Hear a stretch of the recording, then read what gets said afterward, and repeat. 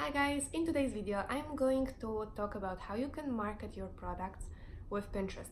So if you have a Shopify store, if you're selling on Amazon or eBay or Etsy or any other platform where you can sell your products, you can drive traffic for free from Pinterest. Now how to do it the right way so you get more traffic and you don't kill your brand new Pinterest account.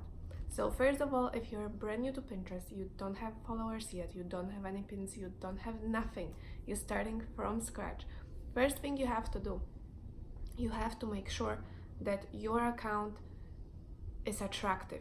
When it's attractive, it's going to attract potential followers. Once you start attracting potential followers who are interested in the content that you share, they're going to start clicking on your content, they're going to repin your content. That's going to send a message to Pinterest algorithm that people are interested in what you share. So only then you can start adding your products, but the products have to be relevant to what you already have there. So first off, you're starting pinning very relevant content to what you have. So let's take an example. Let's imagine you're selling bandanas, some hair stuff. You're buying it in China for $2 per piece, and then you're selling it on Amazon, Shopify, wherever for $20, right? So you can run ads to it, but if you want to do it for free and drive free traffic, you can do it with Pinterest, and that's what this training is going to be about. So first thing you should do, if your business is about selling those bandanas, you go to Pinterest, you start looking for bandanas.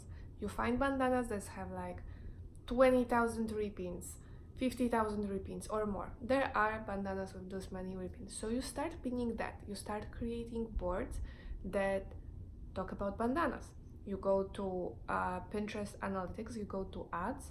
No, you don't go to analytics, you go to ads. So when you look at the top panel on the left, you have the Pinterest sign, you have analytics, and then you have ads. You go to ads and you click create ad. You go lower, you are able to create ad. You go, there's another video I did exactly step by step how you can find the keyword amount, the volume searches for certain keywords. So you type bandanas and you find whatever keywords people are using, what are the volume searches, whether people are even interested in bandanas. So you do this research. If there are pins with high ratio repins, if there are high volume of searches for those bandanas, it means it makes sense for you to market it on Pinterest for free without spending on ads. So what you do, you create those boards, you add very relevant content with very well performing pins. So what's going to happen? You're going to have 20 boards with a lot of amazing pins with bandanas that already people repin many times. Once that happens, you start accumulating followers. Those followers are people who are interested in bandanas and everything around, like some accessories for hair and stuff, right? So once you start accumulating those followers, you can start adding your content. So in your store, you're able to add the pin button.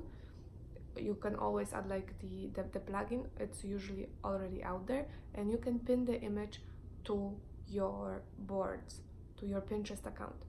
So what happens then when you create this kind of pin, Pinterest will show the picture of your bandana, the price of your bandana, the description that you added, and it's very important that you keyword the shit out of it so that it's findable for the search engine, and people will be able to find your content, find your product.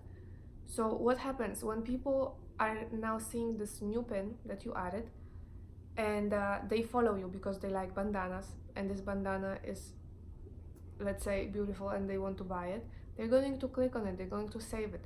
When they click on it, it means they want to buy. They already saw how it looks, they already saw the price. So the only reasons they are clicking is because they want to find out whether they should buy it. So they are going to look at two things. First off, whether you have good reviews. So if you have 4-star, 5-star reviews, and the product's cheap, like $20, they shouldn't have any issue with buying from you. The other thing that they want to review is whether you're trustworthy, whether you have any reviews, whether you have like any contact button that they can contact you if something went wrong, or they check how long is it going to take. to deliver. Maybe they check if you have any like Facebook, Instagram page, so they can review whether you're not a scammer. So that's basically all the steps they are going to do. If they like the product, they're going to buy it. So that's a very, very, very easy way for you to market on Pinterest your product. The important factor is when you're starting Pinterest account, you cannot just throw your products out there, because this is going to kill your account. It's not going to perform well. You're not going to reach a lot of people. First, you have to start pinning content that's not yours. You have to start pinning content that's well performing. Your account have to be on topic, so only bandanas. You don't put nothing else. You don't put your food ideas. If you want to use Pinterest as a user, not as a business, then create a new account. But when you have your business account, just focus on this one topic. So make sure that Pinterest will categorize you as person who have everything about bandanas, right? Pinterest wants to show new content. Why? Because 80% of what's on Pinterest are the repins of the pins that are already there. So there's a pin, people like it, they repin it. So there's just more instances of the same pin over and over.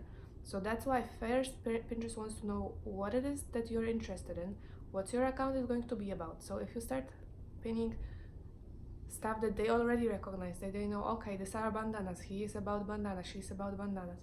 They save those bandanas all the time, very well performing, people repin it from their account. They're reaching more people. Once you start putting something new and your followers start repinning it, it sends a message to Pinterest, oh, so they are sharing something new and their followers like it. Let's share it and show this pin to other people who have similar interests. Because this is something new, and Pinterest wants to have users, wants to have the platform where people can come and find new ideas. They don't want people to see the same stuff over and over. So whenever something fresh shows up, they want to find out whether it's worth sharing or not. If it is, they're going to share it. That's why your reach is going to grow exponentially. And just to explain you how exponentially their reach grows, in my example, I have 8,000 followers on Pinterest. My account reaches 5 million people every month. So now if you think about Facebook, YouTube, Instagram, these numbers seem crazy. Pinterest does that for you because they're a small platform. They have 300 million users, which isn't small at all, but compared to Facebook, it's like 10 times less. But they're one of the biggest search engines. After Google and YouTube, they're the third biggest search engine. So it's important. Oh my gosh, my AC goes on. I have to finish because you're not gonna hear me. Thank you guys so much, and if you have any questions, reach out, DM me.